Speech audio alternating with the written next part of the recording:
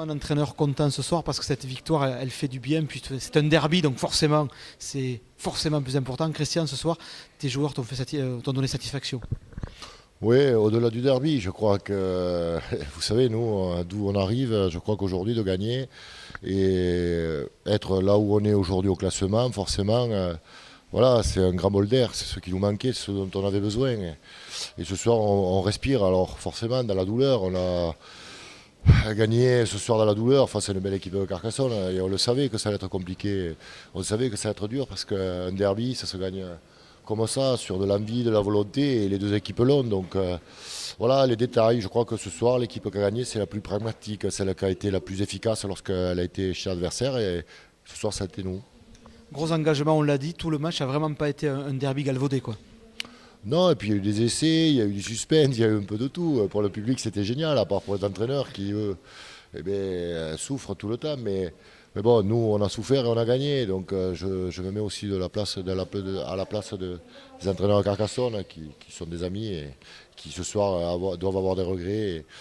Mais bon, ils ont le point de bonus, ils ont fait preuve de beaucoup de volonté et pour la suite, forcément, ça va leur servir. Mais voilà, on retient toujours le vainqueur et ce soir, c'est nous. Donc voilà, on va rester humble parce qu'il y a 2 mois, on était dernier.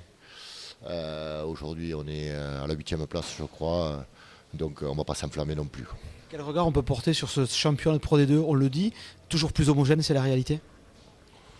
Oui, oui, toujours plus homogène, un peu moins d'équipes qui se détachent cette saison comme Lyon l'an dernier, donc un peu plus ouvert, mais c'est vrai qu'il est un peu plus homogène et on voit que on a du mal à cerner le haut et le bas, donc ça va être tendu jusqu'au bout. Après, oui, je crois qu'aujourd'hui, nous deux, les Carcassonne et Narbonne, on peut s'octroyer de bonnes vacances parce que déjà on les a méritées, puis qu'on a 30 points.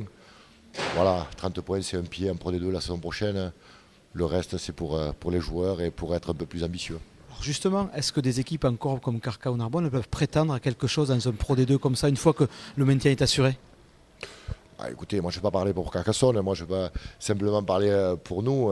Je crois qu'aujourd'hui, voilà, encore une fois, il faut rester les pieds sur terre. On sait, et je le répète souvent, mais on était dernier il y a 2 mois, donc on ne va pas s'enflammer à dire on va finir dans les 5 premiers. On va écouter, on va essayer déjà de panser les plaies parce qu'on a eu beaucoup de casses. Je crois que là aujourd'hui, on est vraiment à bout de souffle. Hein. Certains joueurs enchaînent les matchs, et forcément, ils sont à la limite de la rupture.